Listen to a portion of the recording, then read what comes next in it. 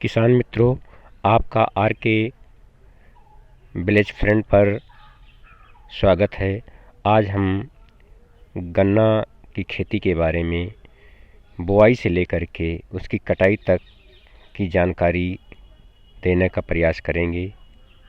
गन्ना उत्पादन में भारत का विश्व में दूसरा स्थान है। पहला स्थान ब्राज़ील को जाता है। भारत में गन्ना उत्पादन पहला राज्य उत्तर प्रदेश, महाराष्ट्र, तमिलनाडु तथा बिहार है।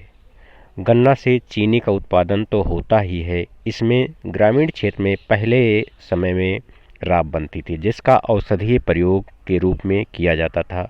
उसके बाद नाम आता है गुड़ का। चीनी से भी महंगा गुड़ बिकता है। गन्ना बोने के लिए सबसे पहले हमको बीज की आवश्यकता पड़ती है। जो आप चित्र में देख रहे हैं ये को 238 है, जिसमें कई प्रकार की बीमारियां आ गई हैं।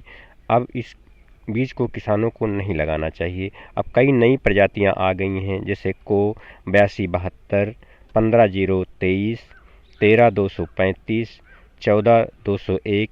ये नई नई प्रजातियां आ गई हैं जिनका प्रयोग करके अच्छा उत्पादन लिया जा सकता है। इनका मिलने का स्थान तो फैक्ट्री से संपर्क करके प्राप्त किया जा सकता है। बीज के बाद गन्ने की खेती के लिए सबसे ज़रूरी चीज़ होती है मिट्टी। मिट्टी में देखा जाए तो दोमट मिट्टी गन्ने की खेती के लिए सबसे अच्छी होती है। गन्ना बोने से पूर्व मिट्टी को तैयार करने के लिए गहरी जुताई करना चाहिए। 3-4 बार कल्टीवेटर से खूब गहरी जुताई कर देना चाहिए। अगर अपने पास उपलब्ध हो तो हमको गोबर की सड़ी हुई खाद को भी 20 से 25 टन प्रति एकड़ के हिसाब से डाल देना चाहिए। उसके बाद फिर जुताई करके फिर भूमि शोधन के लिए ट्राइकोडर्मा का प्रयोग कर देना चाहिए, जिससे जीवाणुरोधी बीमारियां कोई न लगें।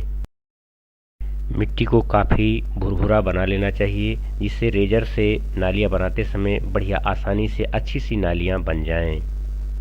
मिट्टी तैयार हो जाने के बाद अब हमें आता है दूसरा काम, गन्ने का बीज तैयार करना। गन्ने में ये विशेष ध्यान रखना चाहिए कि जो नीचे का भाग होता है 1 से 1.5 फीट को छोड़ देना चाहिए। उसके ऊपर के भाग को ही बीज के रूप में प्रयोग करना चाहिए।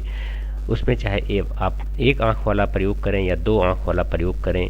उसके बाद बीज को काट लेना चाहिए अच्छे से, और ये ध्यान रखना चाहिए कि जो गन्ना काटा जाए वो फटने ना पाए। गन्ने के टुकड़ों को काट लेने के बाद उनका शोधन अवश्य करना चाहिए। बिना शोधन किए हुए बीज को नहीं बोना चाहिए। शोधन के लिए कार्बनडाजिम 100 लीटर पानी में 200 ग्राम दवा को डाल करके कम से कम 20 मिनट तक उसको भिगो कर रखना चाहिए। अगर हो सके तो ज़्यादा समय देना चाहिए। 10-12 घंटे अगर भिगो दिया जाए तो उस बीज में नमी भी आ जाती है और जमाव बहुत अच्छा होता है, और किसी प्रकार की उसमें बीमारी जो फंगस होता है वो नहीं लगता है। इसलिए गन्ने के बीज को शोधन अवश्य करना चाहिए। इसमें किसी प्रकार की कमी नहीं रखना चाहिए। गन्ना बोने की कई विधियों का प्रयोग किया जाता है, जिसमें टेंच विधि का प्रयोग सबसे ज़्यादा किया जाता है। उसके बाद आता है रिंग विधि का। जो विधि आपके यहाँ प्रचलित हो, जो आपको आसान लगता हो, उस विधि का प्रयोग करना चाहिए। गन्ना एक उपोष्णकटिबंधीय तथा उष्णकटिबंधीय क्षेत्रों में उगाया जाने वाला पौधा होता है। जमाव के लिए 25 से 30 डिग्री तापमान बहुत ही अच्छा होता है। गन्ने की बुवाई 2 बार वर्ष में की जाती है। 1 अक्टूबर से नवंबर में की जाती है, जिसको मैंने स्वयं कर रखा है, जो रामदाने की सफसली के रूप में हमने उगाया है, जिसका मैं लिंक डिस्क्रिप्शन में दे दूंगा, जिससे आप देख सकते हैं। सबसे ज़्यादा उत्पादन देने वाला समय होता है तथा दूसरा समय होता है बसंतकालीन, जो फरवरी और मार्च में बोया जाता है।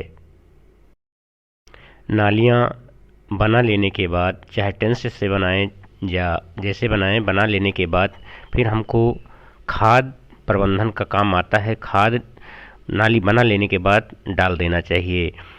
25 किलोग्राम यूरिया, 50 से 60 किलोग्राम DAP तथा 25 किलोग्राम पोटास का प्रयोग नाली बना लेने के बाद उसी नालियों में कर देना चाहिए।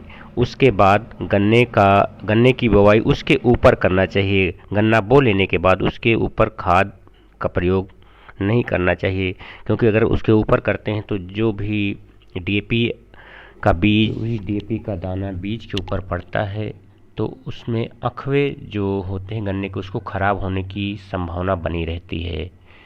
ये जो मात्रा उर्वरक की बताई गई है ये 1 एकड़ के लिए प्रयोग करने के लिए पर्याप्त है।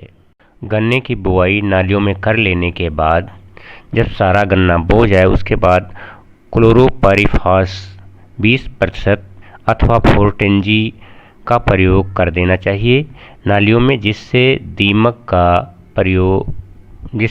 का प्रकोप ना हो, जिससे हमारा गन्ना दीमक से बचा रहे। गन्ने की बुआई हो जाने के बाद फिर काम आता है जो नालियाँ बनाते हैं उनको समतल करने का।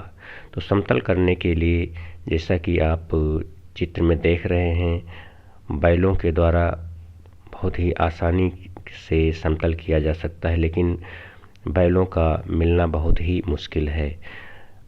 और टेंच जो होता है, टेंच में भी पीछे समतल करने के लिए पाटा टाइप का लगा करके भी बराबर कर लिया जाता है, समतल कर लिया जाता है। लेकिन जैसा आप चित्र में देख रहे हैं, इस तरीके से बराबर करने के लिए जिस ओर हमारी नालियाँ बनी हों उसी ओर को पाटा चला देते हैं और समतल हो जाता है। इससे किसी प्रकार का नुकसान नहीं होता है, जैसा आप वीडियो में देख रहे हैं।